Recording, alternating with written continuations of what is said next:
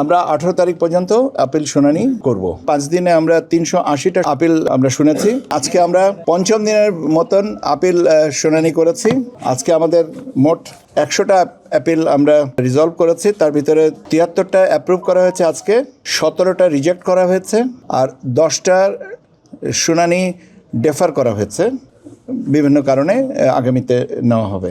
এই হচ্ছে আপনার 100টার হিসাব। এ যাবৎ আমরা 380টা, এই 5 দিনে আমরা 380টা আপিল আমরা শুনেছি।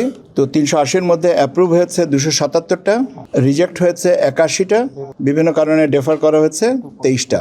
টোটাল আপিল দায়ের করা হয়েছিল 645টা। আমরা 18 তারিখ পর্যন্ত আপিল শুনানি করব। বৈধ প্রার্থীর বিরুদ্ধে আপিল হয়েছিল। বৈধ প্রার্থী যারা রিটার্নিং অফিসার বৈধ করেছেন, সেই হিসেবে ফিরে পাওয়ার 2টা কেস ছিল, সেই 2টা। একমাত্র স্মার্ট সিটি বসুন্ধরা, আধুনিকতায় এক ধাপ এগিয়ে।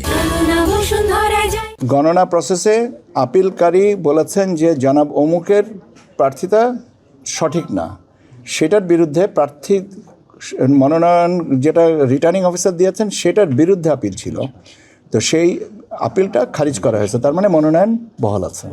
টোটাল পিকচারটা পরে দেওয়া যাবে, এটা অ্যাকচুয়ালি অন্তর্বর্তীকালীন একটা হিসাব। আপনার যদি পার্টিকুলার কোনো একটা কেসে যদি ইন্টারেস্ট থাকে, তো আপনি তো ওইখান থেকেই তো পাচ্ছেন। আপনাদের তো অবস্থানটা তো বাড়িত করা হয়নি, কাজে আপনারা তো জানেন আপনার সহকর্মীদের কাছে। কিন্তু আপনি যদি আমাকে 100টা আপিল শোনার পরে যদি জিজ্ঞেস করেন ওইটা কি হচ্ছে, সেটা আমার মনে হয় এটা আমি বলতে পারবো না, এই কারণে যে ব্যালট ছাপানোর দায়িত্বটা যার কাছে আছে তার কাছ থেকে জেনে বলতে হবে।